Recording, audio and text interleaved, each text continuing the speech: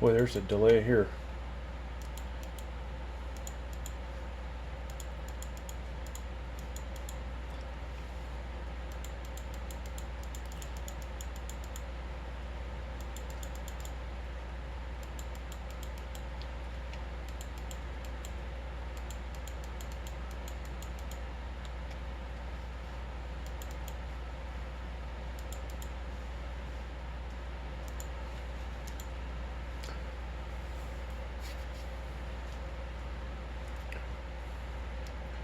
No, I don't want to. Do not want to play again.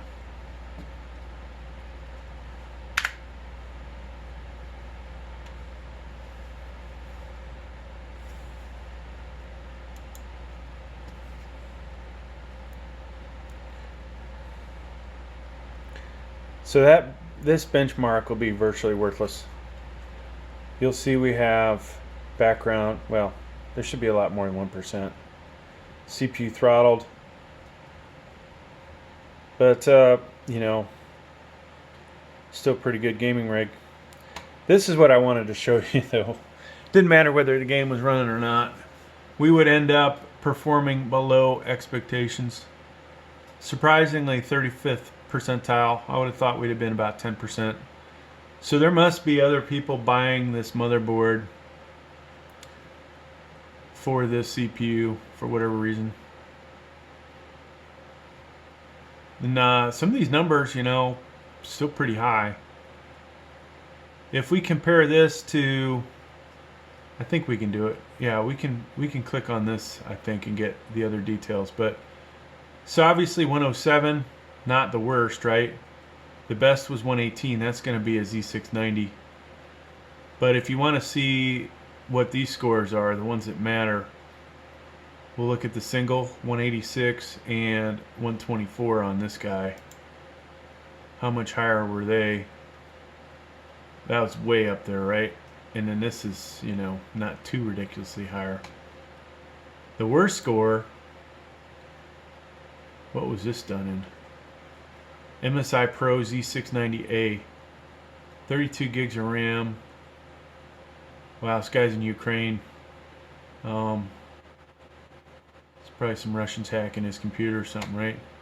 Look at how high his 64 core score was and how bad his single core score was. Must have done something to it. So, interesting enough. Alright, enough of that nonsense. Let's see. We'll keep that open. Let's do R20.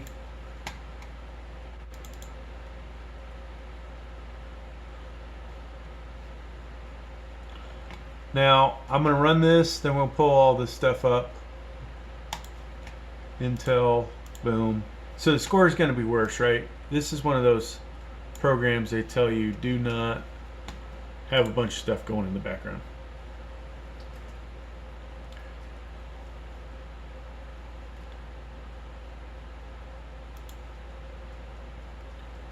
And of course, you can see where we're at.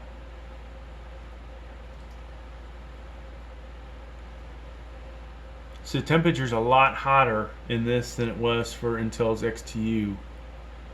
We're already up to 76. And XTU was 68.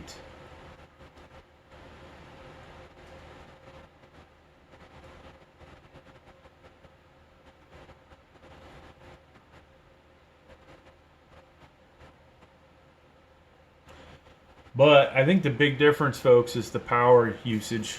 I might just do that again because I didn't give you this, guys. But even though it says what it says for power limits, it's not even getting close to that, right? You saw 122. So really not using all that it can out of the i5-12600k.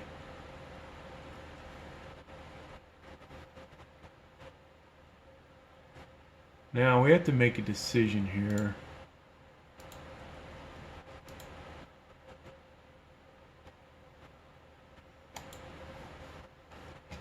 We've seen that, folks.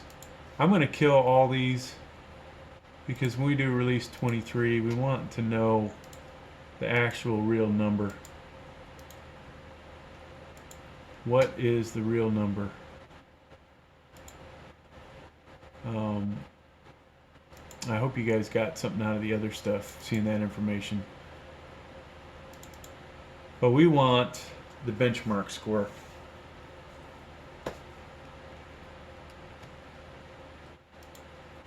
If I have too much stuff open, it's going to affect it. So, i5-12400F, we got a score of 12,000. The i7-12700F, I got a score of 2568 on a Z690. Did not score very good with this motherboard. Let's go ahead and do our multi-core score. I'm going to pause this until it ends. So, you know what? While we're doing it, I'm going to be hitting this, and I'll call out the numbers of the VRM. So I can't quite hit all of them, but I will tell you the floor says it is 73 degrees Fahrenheit. Actually, let's switch over to Celsius. The floor is 22.9, the counter 26. Okay, so trying to get about 14 inches away. Supposedly this is where this is most accurate while this benchmark's going on. First one as 52 to 55. Next one's 70 to 73. 98, 99, 102, 101 to 102 on that one. 102, 103. Now I gotta get a different angle. 60, 62, 76, 78, 105 to 109. So, a little toasty.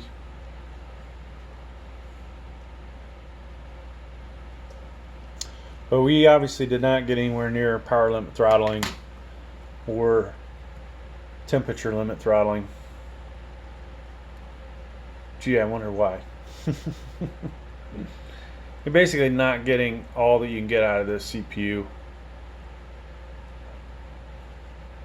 Now, interesting, if you look at the scores over here, it looks like it's going to come in higher than the Threadripper. That was at 16,315. So 17,000-ish is about where this guy should end up at on a Z690 without doing any overclock or base clock frequency adjustment. Power limits on. I believe I was 17 something. I'll have to put down below what I got if I even did this. Alright, so we still have 6 minutes. Alright, so we got a benchmark of 16,245. Not running any of the other stuff in the background.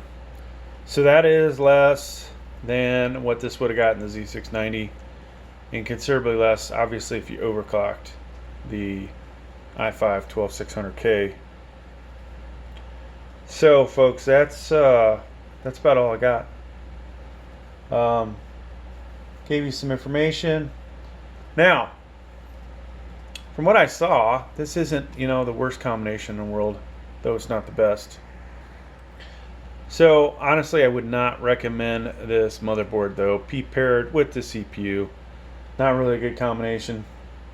Performance will be lost. Now, I obviously will do some gaming videos and we will see how it goes.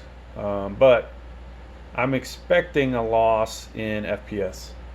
Though I can't say, I'll have to switch out the graphics cards on here because I didn't do any. I don't think I have any videos where I paired these together to compare. So we will eventually do those videos. But hey, thanks for checking out the video. Please like, please subscribe. Thank you.